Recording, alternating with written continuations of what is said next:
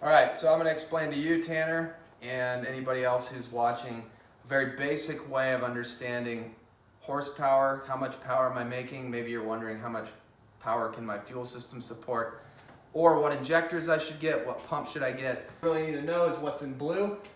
To understand this, we have taken an E85 example, 800 horsepower engine.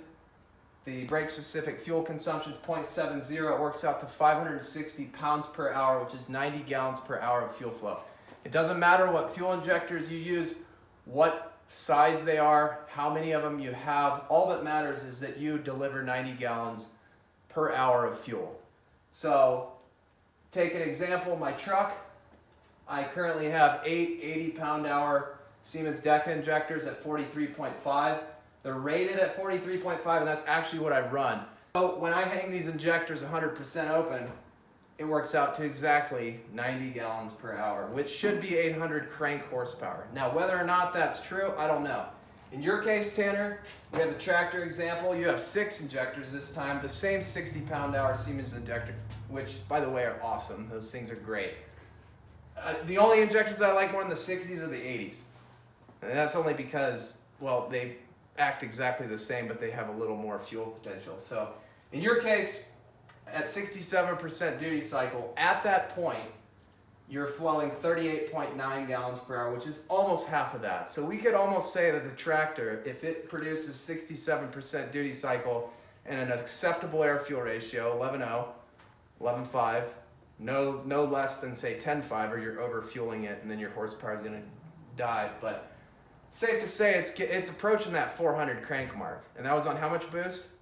It was 19 pounds. 19 pounds. So you were running actually about 65 at the pump. So very similar to what we're going to test here. If you would have measured at the pump, you would have seen 65 PSI, assuming that pump would keep up. Now, this is our first test, so we're about to look at spray pattern. We're doing 4 of the Siemens Deka 60-pound-hour injectors first. I haven't actually ran the pump yet, so we're going to see how much pressure it makes. I think it should make like 65 PSI. This is a stock 2002 Ford Ranger fuel pressure regulator. So right now we're reading 12.67 volts. I'm going to fire up the pump.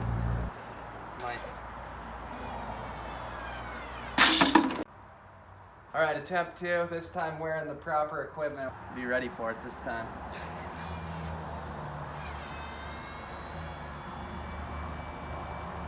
We're not getting any pressure yet.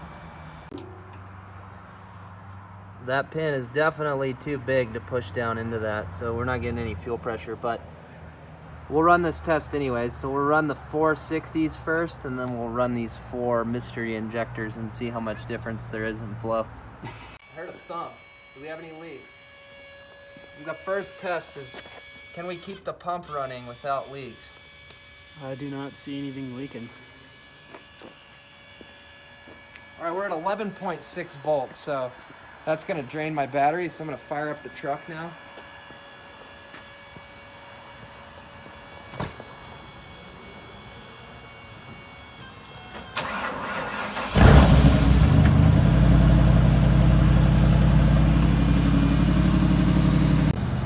The regulator's dumping out. Whoa, I don't wanna do that. The relief's just dumping out all the time, so that's news to me. I didn't know that, but I guess we can't see the pressure. So Go.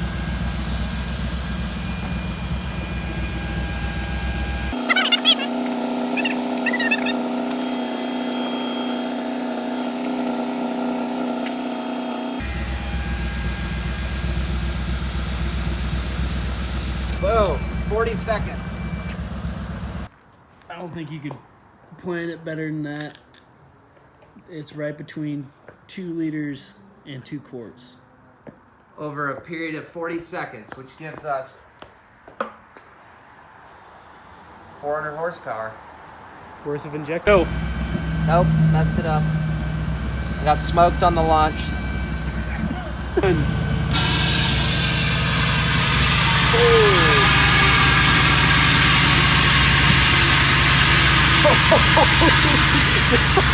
it's coming out of the bucket.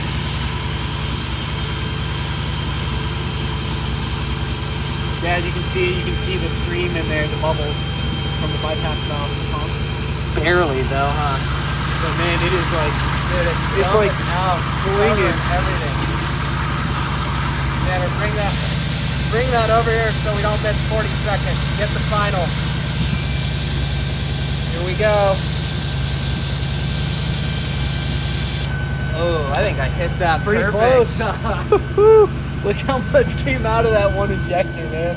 Oh. That is impressive. That is awesome. One single injector on 65 psi. We had enough bypass flow, but I think that pump was almost tapped out.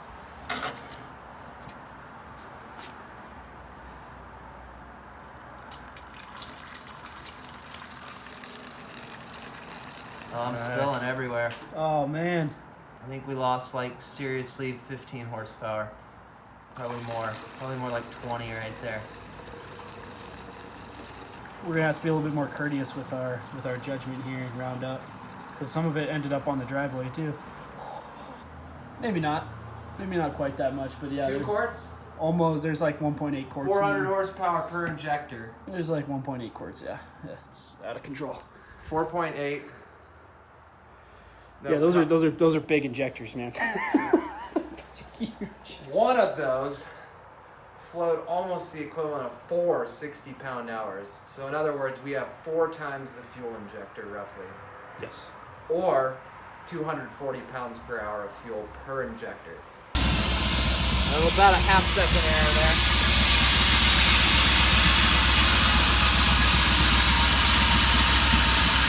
.8 volts. 11 seconds, 12 seconds, 13, 14.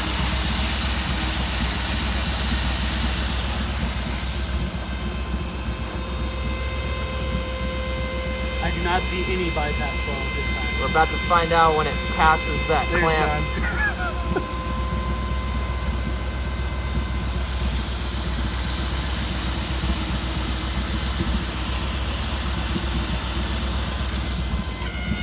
.2. There's the bypass flow. It's back. 1 3/4 quarts. 1 3/4 quarts.